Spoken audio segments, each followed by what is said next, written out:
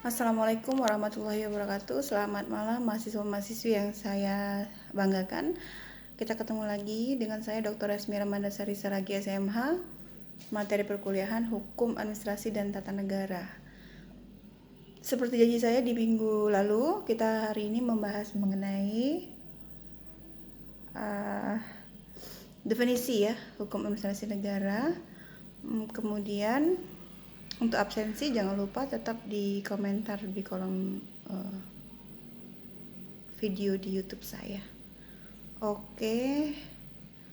Nah, buka bahan materi yang kedua. Definisi hukum administrasi negara.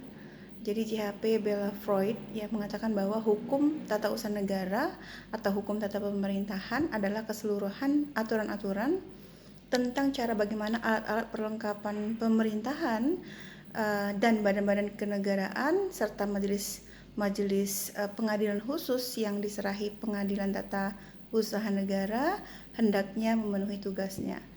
Jadi ini pengertian definisinya panjang ya.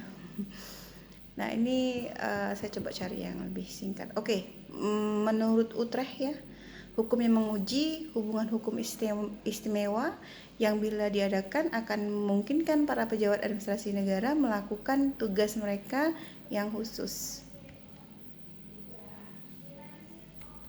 Oke, saya coba cari lagi nih dari Indonesia ya. Menurut Prajudi Atmosudirjo, beliau mengatakan administrasi negara adalah fungsi bantuan penyelenggaraan dari pemerintah. Artinya pemerintah atau pejabat tidak dapat menunaikan tugas-tugas dan kewajibannya tanpa administrasi negara. Nah, mungkin ini lebih singkat ya, lebih oke gitu ya. Jadi semua definisinya bagus, tapi Bapak Ibu silakan mau pakai yang mana ya. Kemudian fungsi administrasi negara ini ada dua artinya. Yang pertama administrasi dari negara sebagai organisasi. Apa itu? Ya, penjelasannya adalah di Indonesia pemerintahan dijalankan penguasa eksekutif serta aparatnya, yaitu presiden sebagai pemerintah merangkap sebagai administrator ya negara dengan memimpin suatu aparatur negara.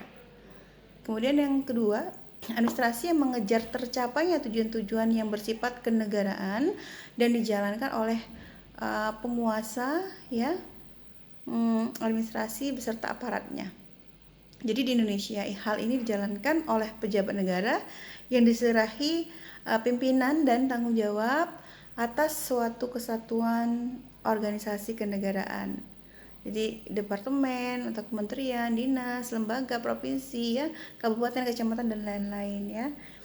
Jadi HAN ini heteronom ya, undang-undang, TAP MPR, kemudian undang-undang mengatur seluruh organisasi dan fungsi negara. Lalu ada yang disebut HAN otonom. Apa itu? Yaitu dibuat oleh pemerintah dan administrasi negara ya. Kemudian selain kita membahas definisi dan fungsi, kita membahas mengenai objek hukum administrasi negara.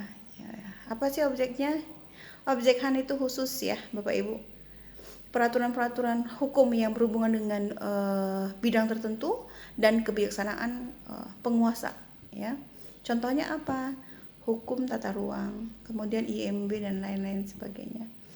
Kemudian objek HAN ini umum ya, peraturan-peraturan hukum yang tidak terikat pada suatu bidang tertentu dari kebijaksanaan penguasa.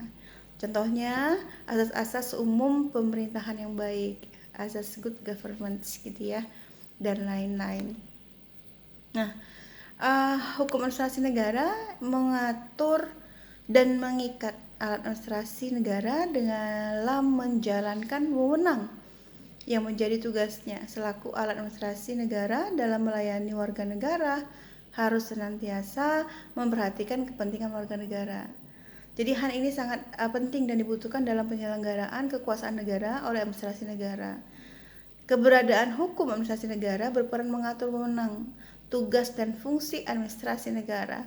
Di samping itu juga berperan untuk membatasi kekuasaan yang diselenggarakan oleh administrasi negara. Jadi sebenarnya teori ini sangat indah Bapak Ibu ya. Lihat tadi yang saya sampaikan bahwa katanya dalam melayani warga negara harus senantiasa memperhatikan kepentingan warga negara ya. Oke. Kemudian perkembangan dan pendorong hukum administrasi negara. Apa sih perkembangannya? Nah, kita lihat dulu pertumbuhan bentuk negara. Jadi monarki absolut atau semboyan solus populi supreme lex exto. Artinya kesejahteraan rakyat adalah hukum tertinggi. Kemudian monarki, terbatas kekuasaan raja, sudah dibatasi undang-undang atau kedaulatan rakyat, dan trias politika. Ya, ini trias politika, Bapak Ibu ingat kita saya dulu belajar waktu SMP ya, Montesquieu ya, teori dari beliau. Kemudian ada negara kesejahteraan, namanya welfare state ya. Ada revolusi industri negara-negara Eropa Barat, kemudian perubahan konsep negara penjaga malam menjadi negara kesejahteraan, kemudian ada pencemaran lingkungan ya, ada pencemaran lingkungan.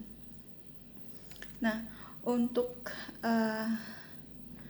terkait definisi ya, kemudian fungsi dan tujuan, kemudian objeknya ya, lalu perkembangan pendorongan hukum administrasi negara.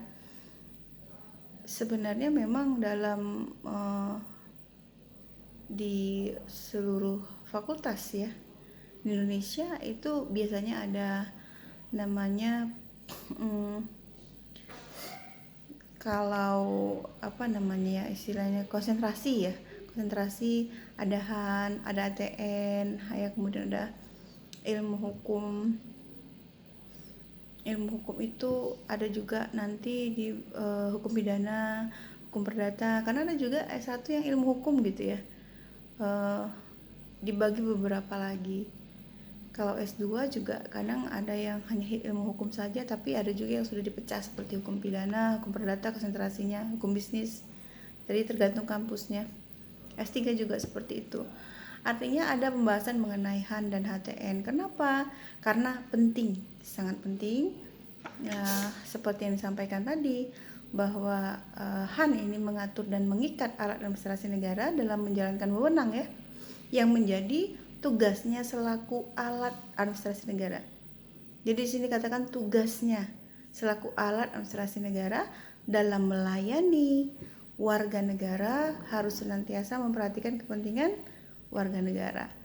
Jadi bahkan ada yang tadi saya sebutkan, semboyan solus populi supreme lex esto, itu artinya kesejahteraan rakyat adalah hukum tertinggi.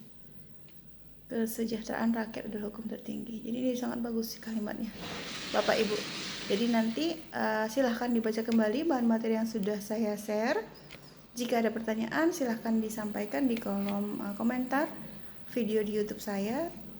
Jika berkenan mohon di like dan subscribe. Terima kasih banyak. Saya mohon maaf jika ada kesilapan dalam penyampaian. Wassalamualaikum warahmatullahi wabarakatuh. Selamat malam Bapak Ibu semuanya.